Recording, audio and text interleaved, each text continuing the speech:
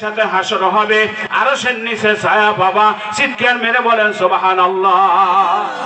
পয়গম্বর বলে যৌবন বয়সে যে যুবক গোলামি করবে সে যুবক আমার সাথে হাসর নাসর হবে, আমার সাথে জান্নাতে থাকবে।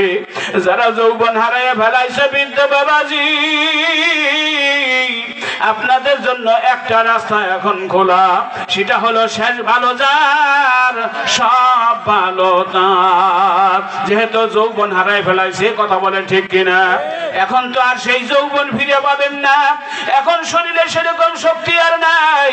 এখন চশমা ছাড়া দেখা যায় না, কসকসা কালো চুল আসলে পাইকে যাইতেছে, দাড়িগুলো কালো আসলে পাইকে যাইতেছে।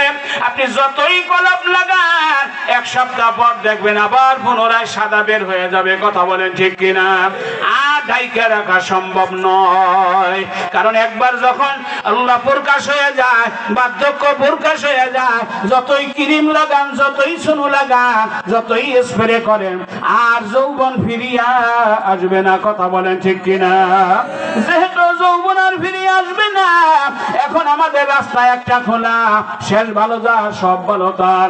আজকেই তওবা করিয়া ফেলাবো, এই মজলিসে তওবা করিয়া ফেলাবো। তওবাতুন নাজামাতা তওবাতু রুজআতু, তওবা মানে ফিরে আসা।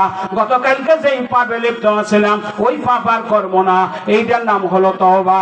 গতকালকে যে খারাপ কাজে লিপ্ত ছিলাম ওই খারাপ কাজ আর জিন্দেগিতে করব না, এটার নাম তওবা, কথা বলেন ঠিক কিনা? গতকালকেও দাড়িতে খুল লাগাইছি, বাকি জীবনে আর দাড়ি সাজবো না, ছাড়বো না, এটার নাম তওবা। গতকালকেও নামাজের গুরুত্ব দেই নাই, আজকে তওবা করছি আর জীবনে নামাজ ছাড়বো না, এটার নাম তওবা। গতকালকেও মা বাবার সাথে